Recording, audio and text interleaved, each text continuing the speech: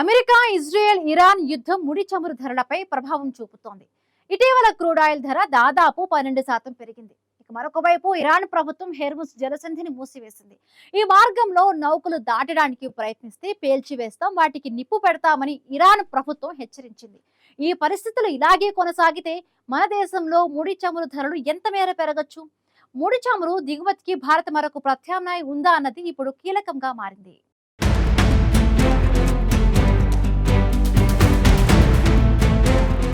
America, Israel సంయుక్తంగా ఇరాన్పై దాడులు చేస్తుండగా ఇరాన్ సైతం ధీటుగా ప్రతిదాడులకు పాల్పడుతోంది. ఈ యుద్ధం ప్రపంచ ఇంధన మార్కెట్లను కొత్త ఒడిదుడుకుల్లోకి నెట్టింది. కేవలం 6 రోజుల్లో ముడి చమురు ధరలు 12% కంటే ఎక్కువ పెరిగాయి. ప్రపంచంలోని అత్యంత సున్నితమైన చమురు కారిడార్లలో సరఫరా నిలిచిపోతే పరిస్థితి ఎలా ఉంటుందన్న దానికి ఇదొక సంకేతంగా కనిపిస్తోంది. కేవలం 6 రోజుల్లోనే 12% క్రూడ్ ధరలు పెరిగాయంటే ఇది ఇలాగే కొనసాగితే మన దేశంలో పరిస్థితి ఏంటన్న ఆందోళన వ్యక్తమవుతోంది. అమెరికా, ఇజ్రాయెల్, ఇరాన్ మధ్య యుద్ధం తీవ్రమవుతున్న కొద్దీ దాని ప్రభావం భారత్పై ఎలా ఉండబోతుందన్న ప్రశ్నలు తలెత్తుతున్నాయి. ఈ పరిస్థితులు ఇలాగే కొనసాగితే దేశంలో చమురు ధరలు ఎంతవరకు పెరగొచ్చు? ఇది పెట్టుబడిదారులు, ఆర్థిక వ్యవస్థపై ఎలాంటి ప్రభావం చూపబోతుందన్నదే ఇప్పుడు భారత్ ముందున్న ప్రధాన ప్రశ్న.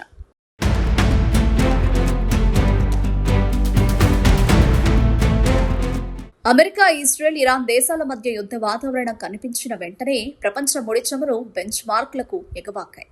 ముడి చమురు బ్యారెల్ ధర పెరుగుతూ వచ్చింది. కేవలం వారం రోజుల్లోనే ఎలా పెరిగిందో గమనిస్తే ఫిబ్రవరి 26న బ్యారెల్కు $71.06, మార్చి 2న బ్యారెల్కు $77.75, మార్చి 3న బ్యారెల్కు $79.60. ఈ పెరుగుదల ఇంధన మార్కెట్లు ఎంత ఒత్తిడికి గురవుతున్నాయో చూపిస్తోంది.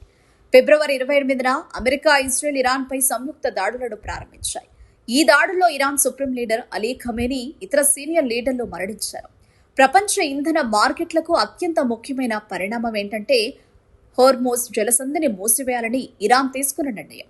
దీని ద్వారా వెళ్లే ఓడలను లక్ష్యంగా చేసుకోవచ్చని హెచ్చరించింది. దీంతో ఈ జలసంధి గుండా ఓడల రాకపోకలు నిలిచిపోయాయి. చాలా ట్యాంకర్లు సముద్రంలో నిలిచిపోయాయి.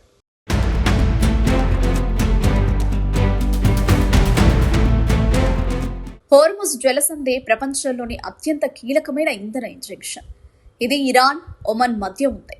హోర్ముజ్ జలసంధి ద్వారా రోజుకు భారత్ దాదాపు 2.5 నుండి 2.7 మిలియన్ బ్యారెళ్ల ముడి చమురును దిగుమతి చేసుకుంటుంది. ఈ చమురు ఎక్కువగా Iraq, Saudi Arabia, UAE, Kuwait సహా మధ్యప్రాచ్య దేశాల నుండి వస్తుంది. ముడి చమురుతో పాటు భారత్ తన 90 నుండి 100% ఎల్పీజీ సరఫరా, దాదాపు 60% ఎల్ఎన్జీ దిగుమతి కోసం ఇదే మార్గంపై ఆధారపడి ఉంది. అందుకే హోర్ముజ్ జలసంధి ఇంధనంతో పాటు ఎల్పీజీ పారిశ్రామిక అవసరాలకు చాలా ముఖ్యం.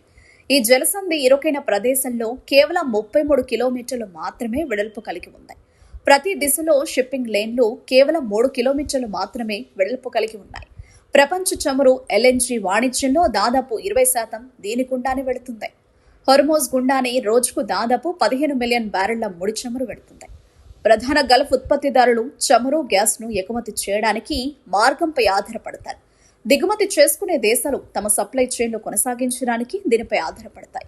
తాత్కాలిక అంతరాయం కూడా సరుకు రవాణా, బీమా, డెలివరీ స్కెడ్యూళ్లపై ప్రభావం చూపుతుంది.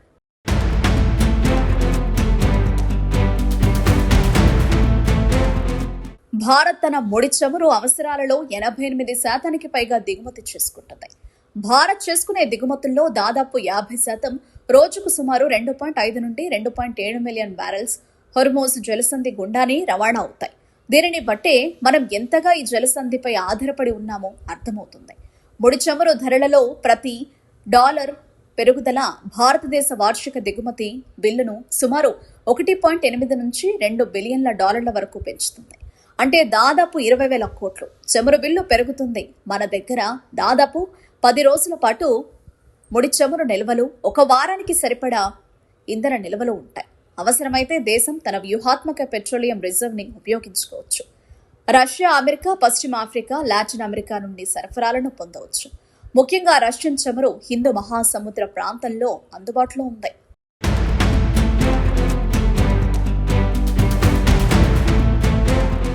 భారత్ ప్రస్తుతం కొంతమేర పెట్రోలియం నిల్వలను కలిగి ఉంది. ఇవి దాదాపు 10 రోజుల ముడి చమురు డిమాండ్ను తీర్చుతుంది.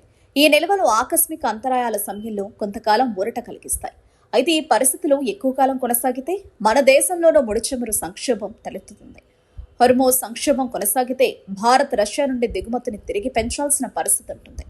అయితే రష్యా చమురు రవాణా భారత్కు చేరుకోవడానికి దాదాపు 1 నెల పడుతుంది.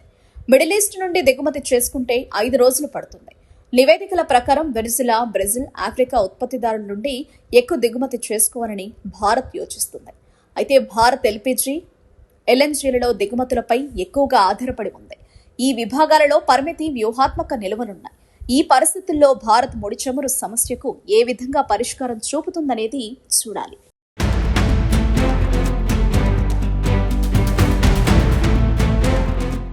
భారత్ ఎక్కువగా ముడి చమురు దిగుమతులపైనే ఆధారపడుతోంది. మన దేశానికి ఎంతో కీలకమైన హెర్ముస్ జలసంధిని మూసివేయడంతో దేశంలో చమురు సంక్షోభం తలెత్తే అవకాశం ఉంది. ప్రస్తుతం యుద్ధ పరిస్థితుల్లో చమురు దిగుమతులకు భారత్ మరొక ప్రత్యామ్నాయ మార్గాలను అన్వేషించాల్సిన పరిస్థితులు తలెత్తాయి.